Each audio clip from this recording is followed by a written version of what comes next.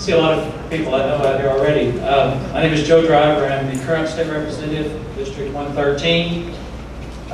Basically, what I want y'all to know is a couple of things. One, first of all, my wife is here somewhere. Where's she in?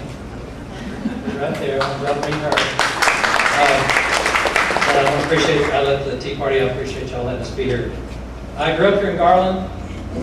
I did a lot of things in preparation for going into the legislature. I took office in 1993. The 18 years I've been down in Austin, I've been a chairman of a committee 10 of those 18 years. Public safety, appropriations. I'm the go-to guy on Second Amendments in the Texas House. I authored the Castle Doctrine that allows us to protect ourselves and our home.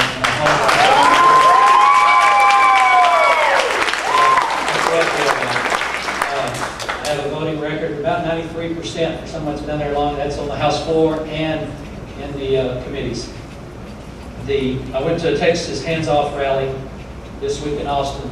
Mom was down the street talking.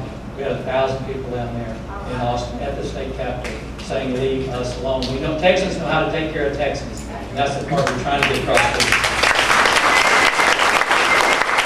In the legislature, I've been honored by Who's in America badge of honor by the one of the police associations, Legislator of the Year, Legislative Crime Fighter of the Year, the North Texas Crime Commission, Outstanding Contributor to Law Enforcement of the Texas Police Chiefs Association. I do most of my work in that arena, but I have served, and I served as a conservative, and I'd like to continue to do that. And with your help, with your support, we can keep Texas out of the hands of the federal government. I think that's what we need to do. Thank you. Okay, Representative Garland, have you pledged support for a House Speaker? If you have, who is it? And if you have not, why, please? I have signed a pledge card for Speaker Strauss. He is the current Speaker. I believe that he has the ability to bring more people into the Republican side of the ledger, which is where we need them as far as down there, because right now it's very, very close. And there's always one or two that kind of drift off and kind of forget that they're a conservative or they're supposed to be a conservative. A couple of those did get beat this year. And so what we're hoping that will help our numbers. They got beat in the primary, which means we have a chance for a Republican to replace them. And I think that Speaker Strauss, I won't say he did a great job, but he had to cut a deal with so many Democrats down there to get into office. But he has learned. He is already making them mad, and they are already mad at him. So that to me, them being mad at Speaker is a good thing. But I think he'll do a better job for us this year than anyone else right now that currently is out there. Thank you, Mr. Driver. Your second question is, considering that redistricting will consume the 2011 session, are you prepared to press the governor for a special session to pass a similar version of the Arizona and Oklahoma illegal immigration law in Texas? If not, why? Redistricting and immigration, what you're asking about. The redistricting is something that we will have to deal with.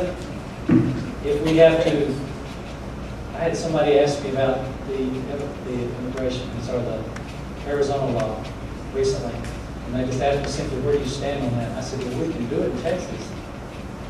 We can find out there. The gentleman that wrote it in Arizona is a very good friend of mine. And so I think he will find out. He still thinks it will stand up constitutionally. He still thinks it is something that Arizona can do and should do and will do. I see absolutely no reason that we should not be able to do here in Texas, at least some form of that. And I say form just from the tweaking standpoint, to make it where it is totally constitutional. The nice thing about Arizona running out there is the fact that we will find out what can pass in the courts, and with that we can take ours so that we can get some form of that passed, and I think we will. I think we can. Just to be fair, Ms. Button, the same question, since you're also an incumbent, are you currently in the process of moving towards that? Moving towards? More towards pushing a similar law in Texas. Oh, absolutely. I'm not going to carry it. Like I told this person that asked me, I won't be the one to carry it. I have two very good friends, Debbie Rill, Representative Rill, and Leo Berman, that will be carrying. They'll be fighting each other to carry the bill, fighting each other to see who can sign on. Depending on what bill, which one I think has the best chance of passing, is the one you actually turn around and back. You don't just back one because Debbie's a better friend than Leo. Actually, Leo's a better friend than Debbie. But it amounts to whichever one has the better chance, which one is able to work with the changes we need to make in the law to get it passed. It doesn't do good to run a bill out there if it just gets killed because it's unconstitutional. If the one in Arizona gets killed for whatever reasons, one, 2, and 3, and Debbie has 1, 2, and 3 on her legislation, it doesn't do good to back that.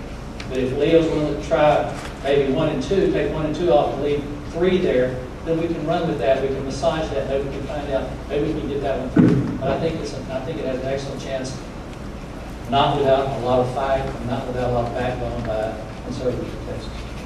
Thank you. Okay, final question from House. What is your plan for protection from mandates that you consider unconstitutional?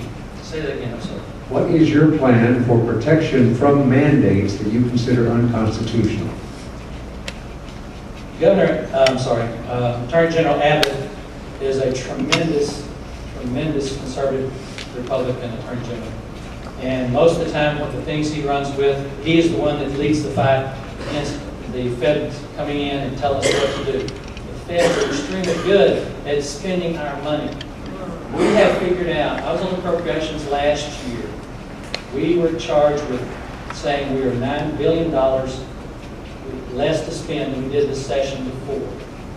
We came in under budget in general revenue, and we protected the $9.1 billion in the rainy day fund. Not that there wasn't a whole lot of Democrats that wanted to touch that fund and tap that fund and spend that fund almost every day down there. They said, we got this money in the rainy day fund, let's spend it. We fought for it, we protected. Texans know how to budget. We know how when crisis arises, the same way y'all do. The Republicans, conservative Republicans, let's say it that way, down there know that you just tighten your belt, you spend what you have, and you don't spend what you don't have. The feds, what we need to protect ourselves from is them coming down here and telling us what to do. There is a current education amendment right now that will take over $800 million of our education money away from our children if we don't spend our money the way the feds tell us to. And that's where General Abbott will come in. He can stop that. He can help us prevent that. And I back him. Oh, well, I know there's a limit on time. Questions, I'm sorry. But that's what I'm out to. General Abbott is a tremendous conservative, great friend of mine, and I think he will help us protect Texas to the best. Thank you.